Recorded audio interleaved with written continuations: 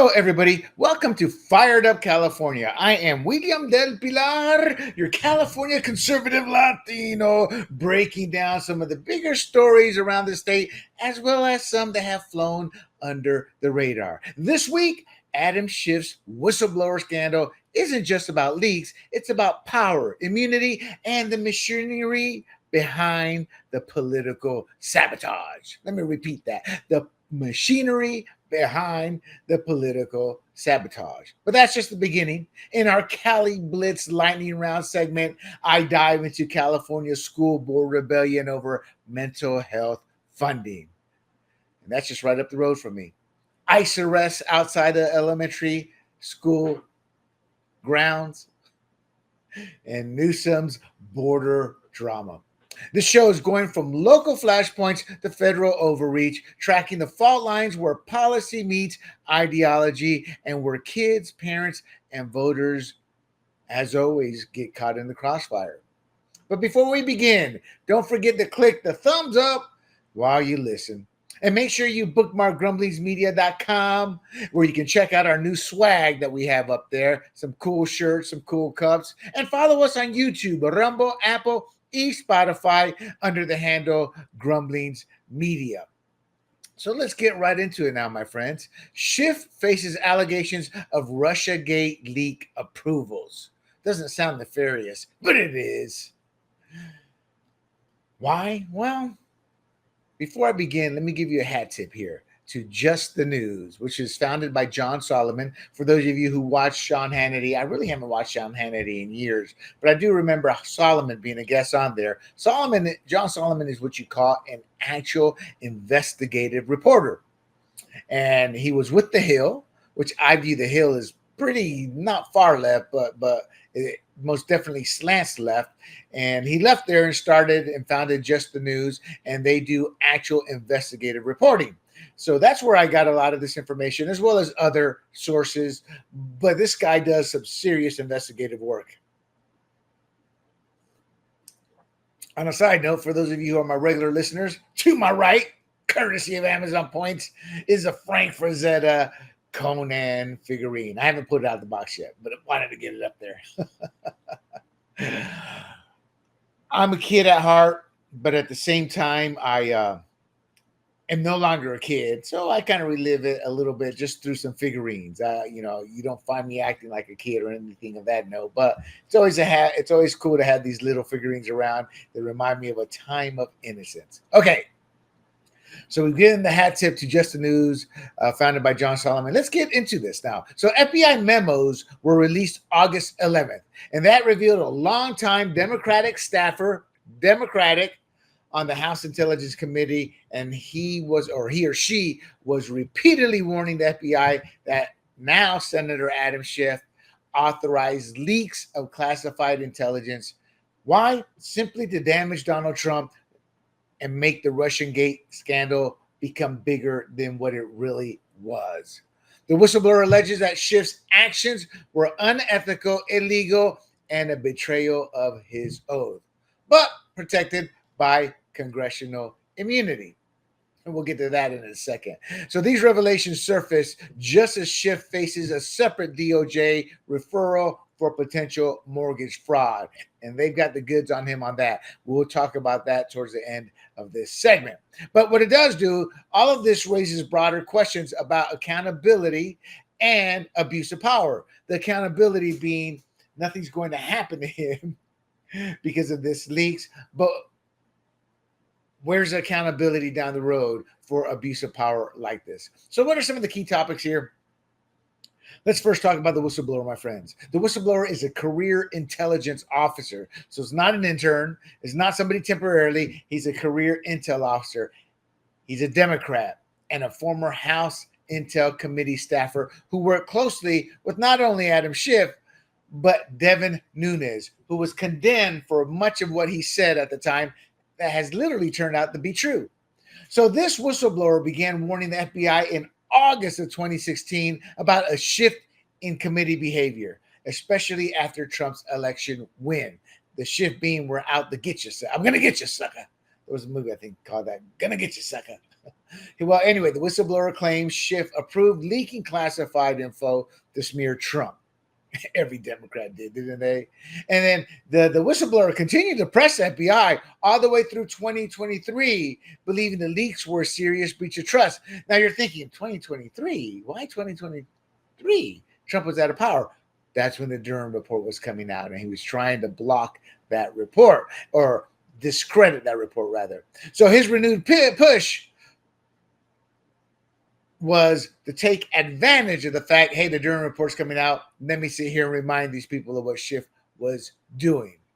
And obviously, the Durham report, to remind y'all, criticized the FBI's handling of Russiagate and reopened scrutiny of its origin. So, there's one take we need to realize here. This guy is a Democrat. It's not a Republican. See, so what the left tries to do is they really try to, those are just partisan hacks. This guy's a Democrat. So it gives an instant air of credibility because he's not somebody just trying to gin something up. He sounds like a patriot who believes the leak should not have happened for security and ethical reasons. So yes, I do believe that the fact that he's a Democrat or creates great credibility. So the whistleblower attended a February 13, 2017 meeting. It was a staff meeting, and that's where Schiff allegedly authorized leaking the classified materials for one reason, to implicate President Donald Trump. Schiff believed he was protected by the Constitution's speech or debate clause. So what is that? Once again, let me repeat. He thought he was protected because of the Constitution's speech or debate clause. Let me give you an example. Not an example, but in the summer of 2017, a leak involving sensitive documents. So I guess this is an example. There was a leak in 2017 of sensitive documents. These were only seen by Schiff and Representative Eric Pass the Gas Swalwell. And within 24 hours, that leak was in the media, or rather, that information, that sensitive information was in the media. Again, Schiff and Swalwell were the only ones who had seen that. And then within 24 hours, they were leaked to the media. Now, the whistleblower says that they keyed in on Lieutenant General Mike Flynn as Trump's vulnerability. A quick reminder, Trump had gone to Comey saying, well, man, I hope you can sit there and see it to let this guy through. I mean, he's a good guy, good family. He's done nothing wrong. I hope he can find it to just move on from this. Trump was not ordering. He saw the guy was innocent, had done nothing wrong, and went to Comey at the time, the FBI director, going, I hope you can sit there and do what's right, in essence. So, but they zeroed in on him because the perception of what they could create out of it would look bad for Trump. And so what they did is they leaked intel to tie Trump to Russia.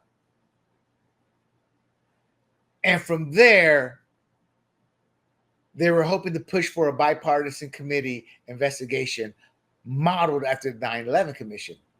And if I remember correctly, Flynn was, before the election, is like, hey, hold off on whatever y'all going to do, Russia, or this government's out, we're in, or something to that effect. So they were able to breadcrumb trail and tie in oil and water together to make it seem like something.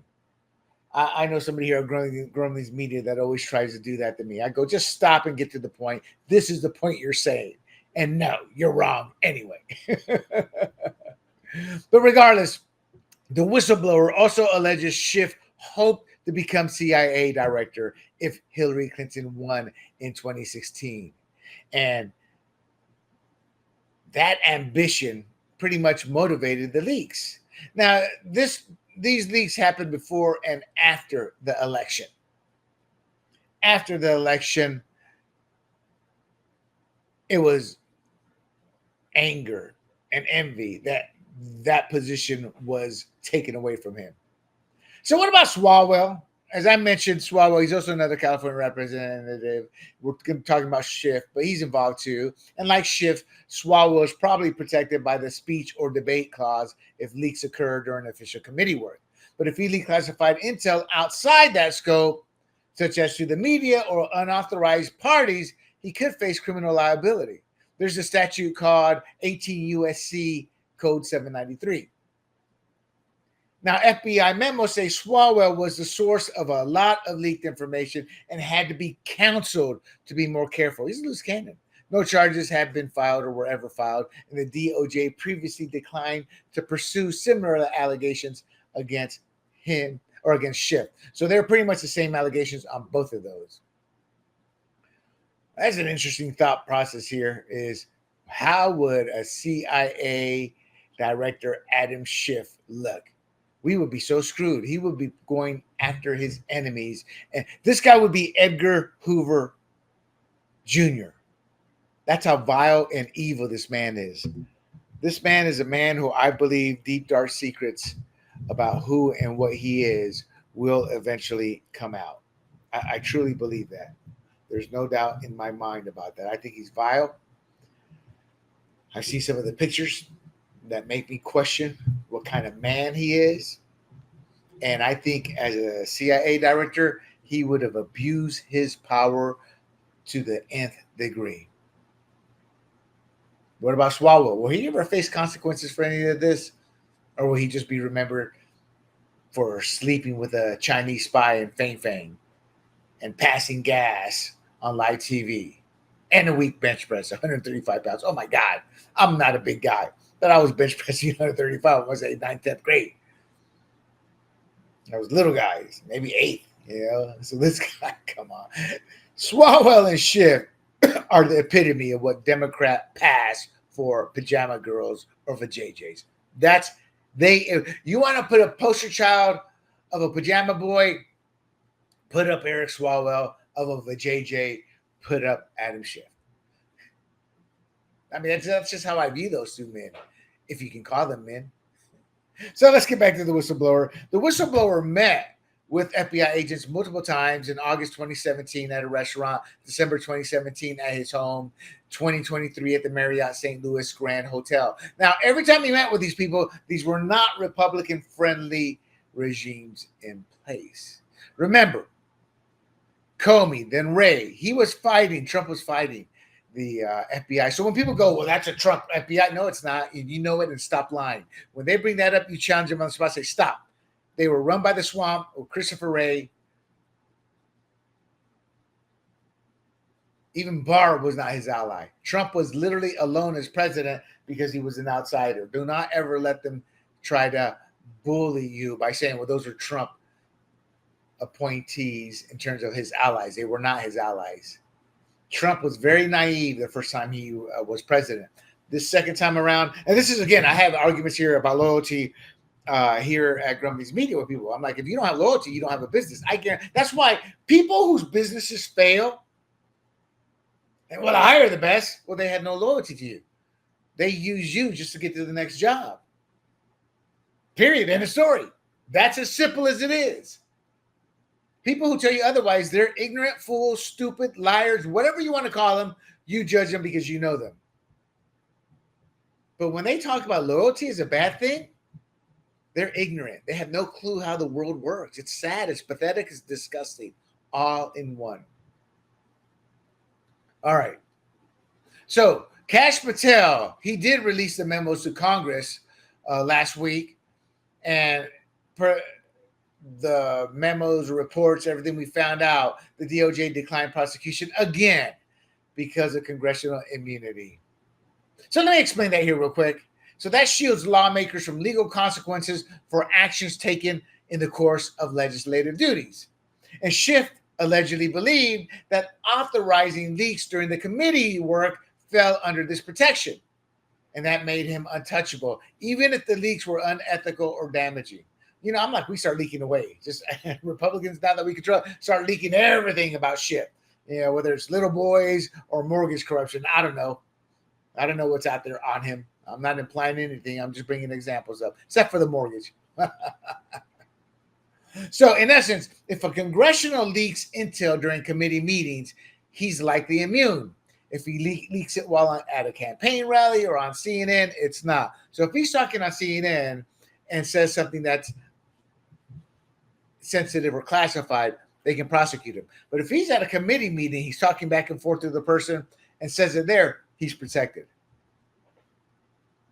Now, Michael Horowitz, the Inspector General said the whistleblower had little support for their contention and was of unknown reliability, leading to case closure. Now, here's the problem with Horowitz and others doing investigations: all they have is what the FBI is going to give them.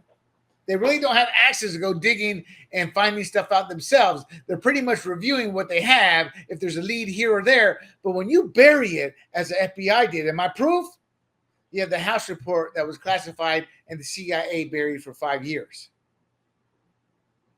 And even up until it was released, Trump had to step in and says, declassify that. I'm the president, I'm telling you to. So Horowitz likely did not have access to all the necessary information to make the proper decisions or come to the correct conclusions. And that really bugs me, because that tells me now all these Inspector General reports, they're useless. So should the DOJ dig deeper despite immunity and limited corroboration? I think so. I would dig very deep.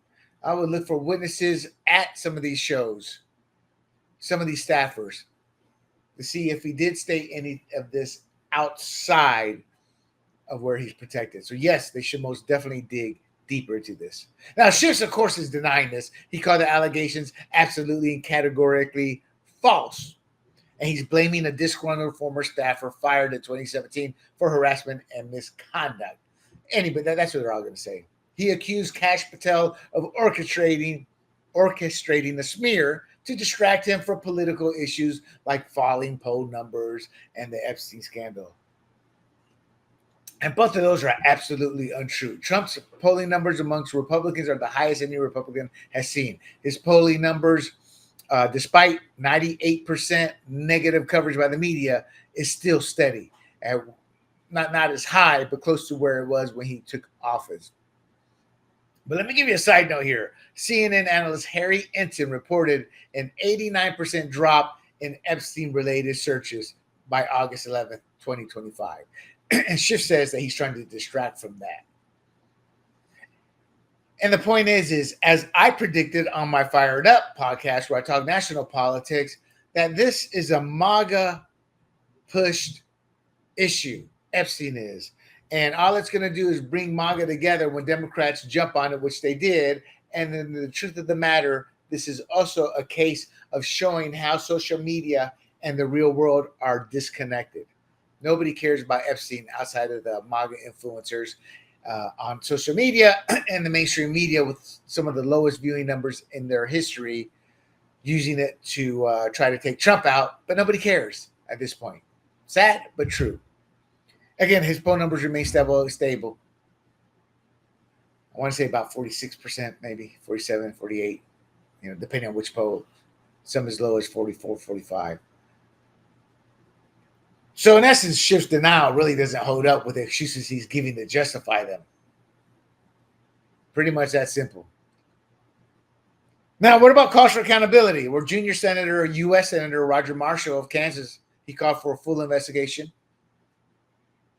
Kash Patel pledged FBI-led accountability, but he did acknowledge, hey, we have some constraints with the DOJ on this.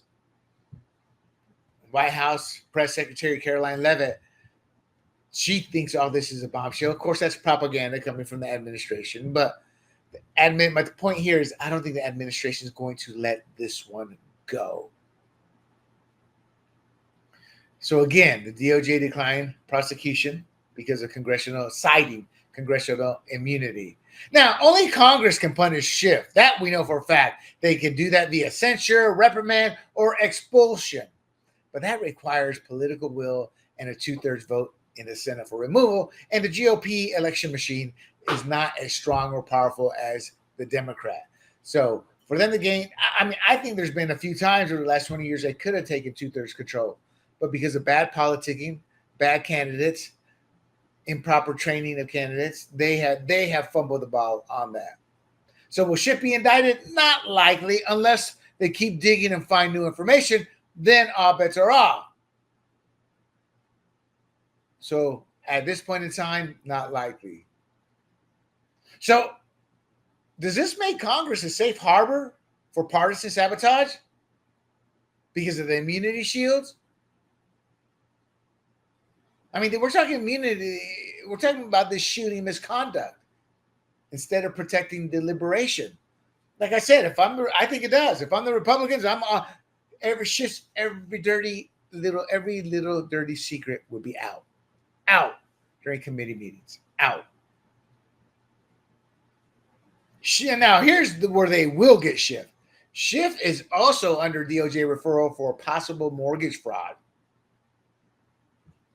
If charged under Title 18 USC 1344, which is bank fraud, he could face up to 30 years in prison and $1 million fine per count.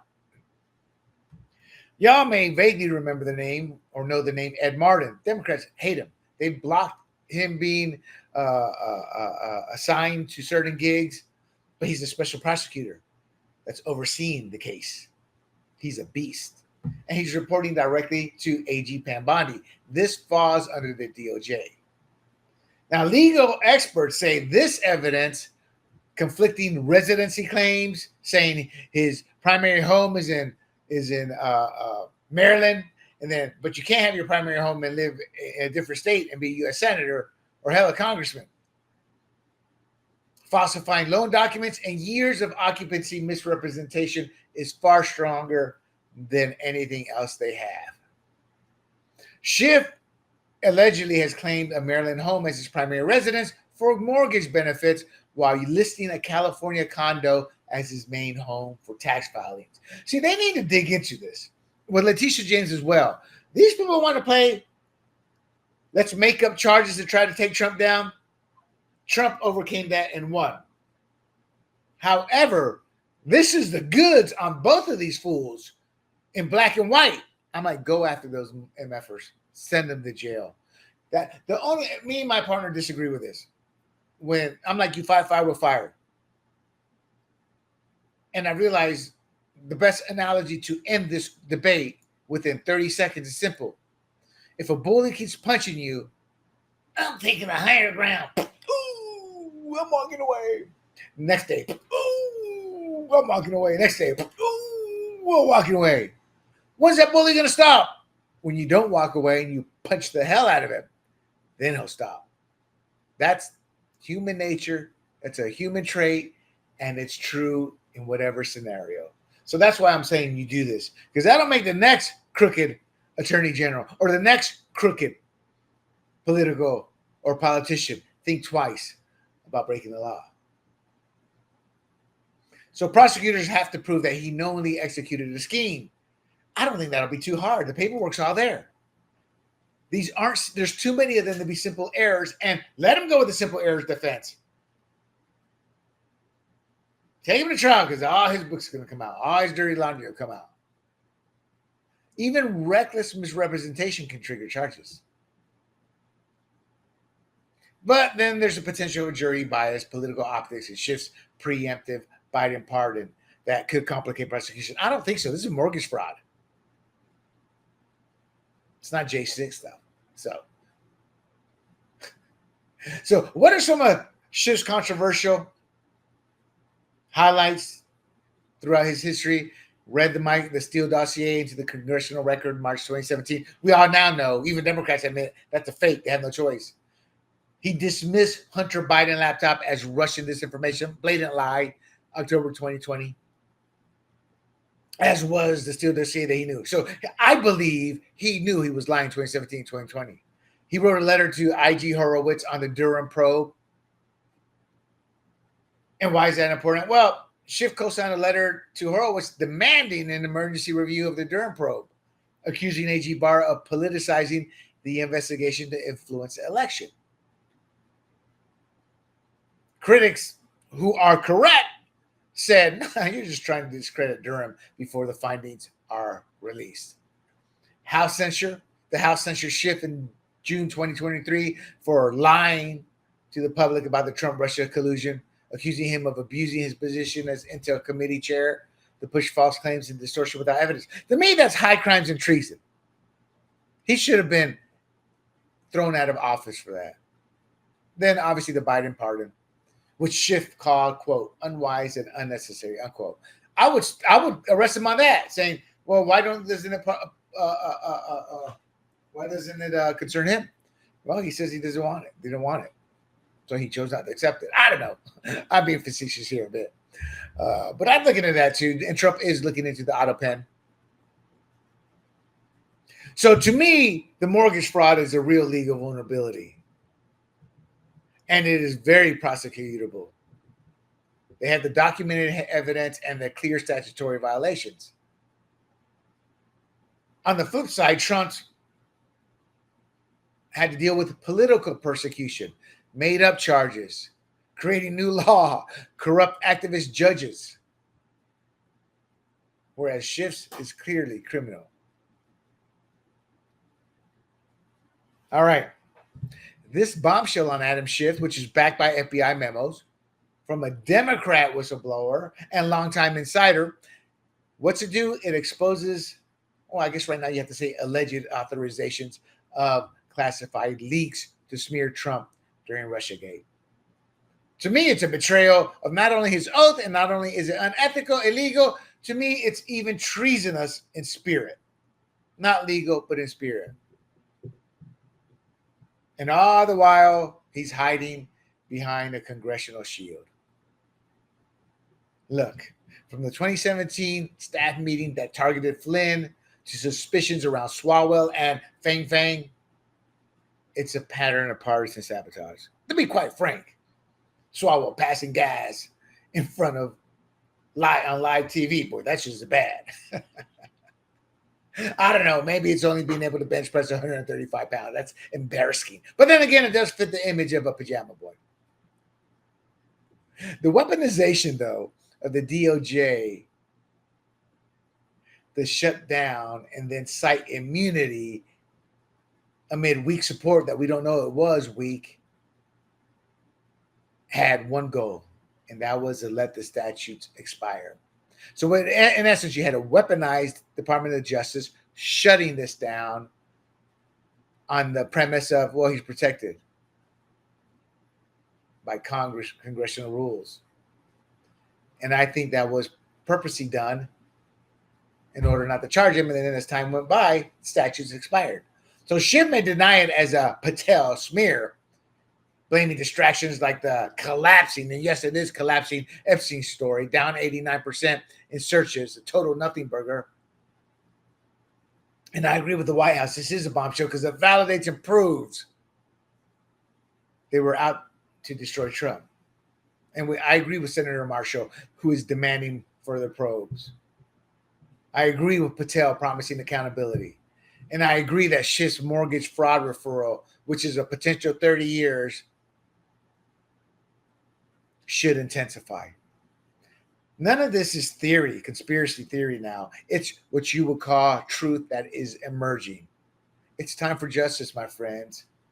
We cannot have a corrupt government pushing power plays that take away from we, the American people, the power of those we elect to do their jobs. Tell me what you say. Tell me your thoughts. Let me know in the comments. And before I forget, what do we got here? So this is the Grumblings Media mug. This is a big old 15-ouncer. I've got the 12-ouncer. The 15-ouncer is on its way. I love our logo. But you can support us, and we're selling them at cost. Just click on the QR code there or head on over to grumblingsmedia.com and check out. We've got a new section featuring our swag. All right. I'll keep it up there for a minute or two. Let's move on to the Cali Blitz. Marietta School Board rejects $804,000 state grant for student mental health. That's right up the road from where I live. So just last week, the Marietta Valley United School District, the board voted 3-2 to reject $805,000 grant, and it was meant to help mental health among students. Now, the board president and a couple of others, they opposed the grant because of concerns over parental notification. Well, this money was tied to, hey, if we determine we're going to send this child for mental health indoctrination, which is what the leftists do, We're not going to inform the parents because of HIPAA privacy gaps. This is bull crap. That parent is supporting that kid, paying for that kid. Their kid's responsibility falls under the parent. And they're using technicalities to usurp the rights of the parent. And that's what that's why the School Board of Education said, get the hell out of here. Not only that, it's not the school's job to deal with the mental health. They can refer the family to groups, but they shouldn't be involved in the process. And not only that, the parents would be charged. The insurance would be charged without disclosing what services. Another opening for scam. The hospital could bill them unknown numbers and they have no way of finding out what they are. Now, Pardue, smart guy, reminded us, hey, this is like 1950s Communist Party tactics. They wanted to control the mental health and weaken the family structures. That was a tried and true tactic within communism, to take control of the kid away from the parent. The school's focus should be on academics.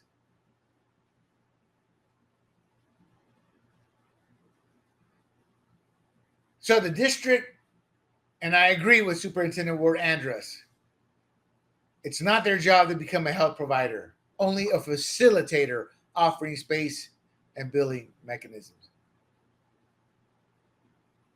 That's what he says, but he really wants them to take control. So I agree with him in words, but his actions will be overreach. In essence, my belief is this. Hey, boy, you mess up in the head. Let me call mama. Mama, papa, your boy's messed up in the head. Here's a listing of mental facilities. Take your boy to. Pretty much, that's how it should be. So this is a principled stand for parental rights. There's no ifs, ands, or buts about it. And nobody seems to care, the Democrats, until it's their kid. Until it's their kid. ICE arrest outside Linda Vista Elementary sparks outrage. That's near me again. So, so just a few days ago, after school was getting out, ICE agents detained an illegal alien, an undocumented immigrant. He's from Mexico, and it was off school grounds, which is an important point the leftists aren't telling you, while he was waiting to pick up his kid. So, again, it did not happen on school grounds. ICE confirmed they did not enter campus property, and they lawfully arrested an illegal who had a stolen Social Security number. Now, of course, the San Diego leftist swine condemned the timing and location. See, that's it. You can't do it there. You can't do it there. Oh, really? So we couldn't arrest Hitler because he was right by a school. Mussolini, he's right by a church. Black Lives Matter. Well, you just can't touch them at all. But see, they try to create these scenarios where, how dare you? How dares you? Now, the kid's mother was contacted to pick up the kid. So this guy was fraudulently using an American Social Security number. See, again, nobody cares. I've read stories, people getting their identity stolen. It's a nightmare for years and years, not only to clear your name, but to get everything restored to order, to normal. This guy was using somebody else's Social Security number for himself. That's illegal. And yes, he should have been removed for this. And yes, I voted for this. You know, these faux compassion people, they don't care about Lake and Riley getting killed. They don't care about a young 11-year-old getting raped and brutally beaten and left to die under a bridge. They don't care about a mother of 5 getting raped brutally. They don't care about none of that unless it's their boy or their girl. If it was their boy with a bat, barbed wire shoved in and out, in and out, in and out, they'd be singing a different tune. And look, I'm sorry. You need to sit there And stop pretending you're Jesus on your soapbox, because you're not. You're not tooting unicorn farts. Yes, stinking and running people out the room. That's who and what you are and what you're doing. California schools overwhelmed by child sex abuse lawsuits. Now, the same teachers, how dares you? Come here, little boy, little girl, got to stay after.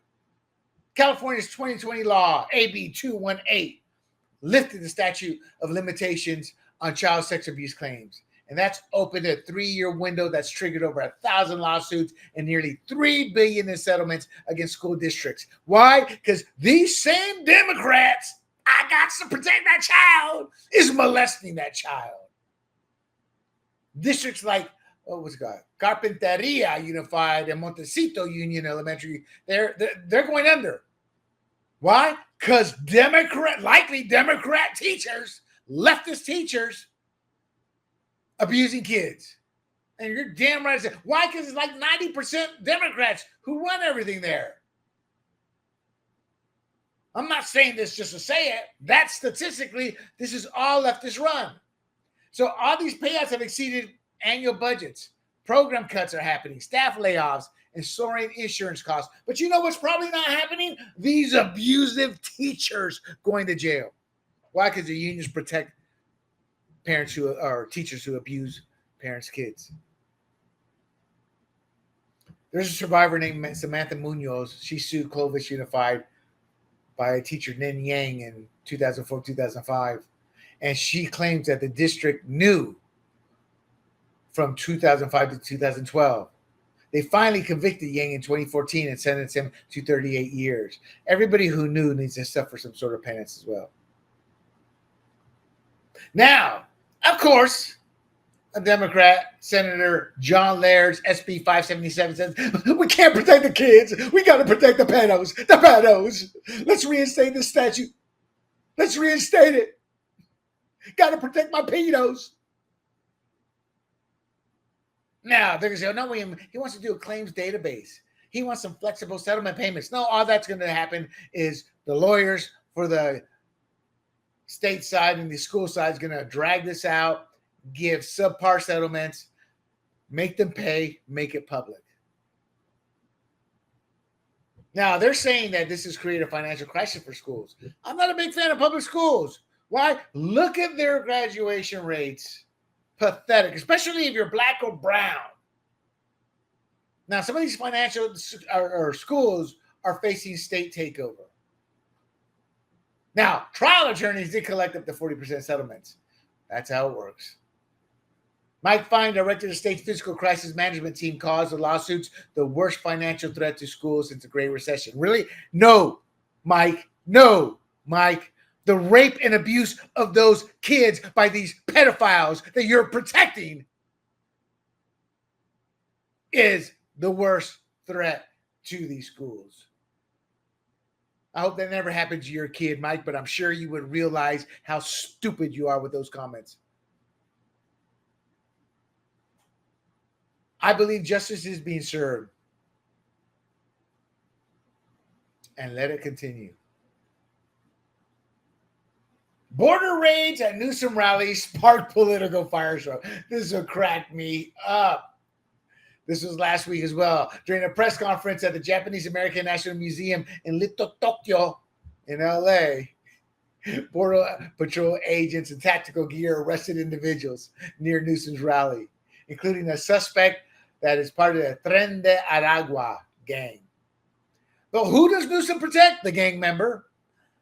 Pretty sick and pathetic. Now, y'all know who Newsom is. Newsom has never built a business. His name was attached to it, but his benefactors, oil money from the Gettys, built those businesses.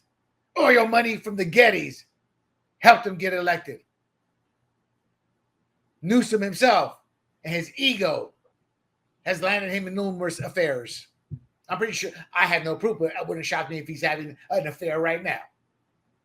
But this is arresting a gang member is pretty sick and pathetic, but not the murder of all the innocent or the businesses that go under during the LA riots. None of that matters to Newsom. And he accused Trump of orchestrating the raid to intimidate and disrupt the redistricting announcement. I don't care who ordered the raid. If they got a Tren de Aragua guy off the street, let more of them happen. And why is he talking out his anus? Well, that's what he always does. I mean, his own natural voice is.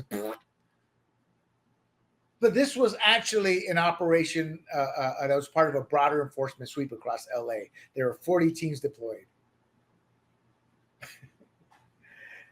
Border Patrol Chief El Central Chief Gregory Bovino dismissed Newsom's reaction as a tantrum,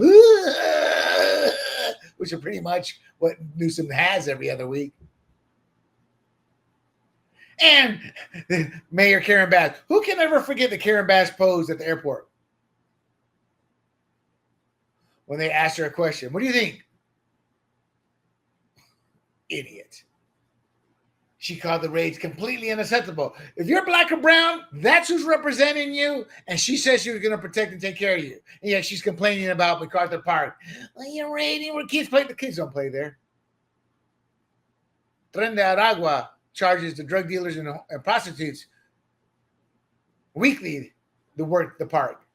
See, these people, they don't care. They care more for criminals, for gang members, for rapes, for murders. I'm not exaggerating. The numbers bear it out. Look at this. A Tren de Aragua. And they're defending the Tren de Aragua individual. No, William, they're defending the rapes. Oh, they're trying to get Tren de Aragua people off. You can't have it both ways. This is about law enforcement. And, of course, Newsom. Newsom's what you call a duck with a C. We will not be intimidated by weakly to Donald Trump, the criminal president. What's that, Mrs. Getty? Well, I left my knee pads out. Now? To who? To Mr. Getty? Oh, okay. He's just a duck with a C doing what he's told to, Newsom is. He doesn't have the capacity to think for himself. And I hope he wins the presidential nomination. It'll be Kamala 2.0. And yes, I do believe this was a legitimate law enforcement operation. It's not politicized. All right, my friends. Para mi Latino, ¿quién es el más macho? El presidente Donald Trump. That's what that shirt is. That shirt there was made in my honor, being a conservative Latino. And again, you can hit the QR code or go to grumblingsmedia.com, check out our store and our swag, and you can help support us. And they're at cost right now.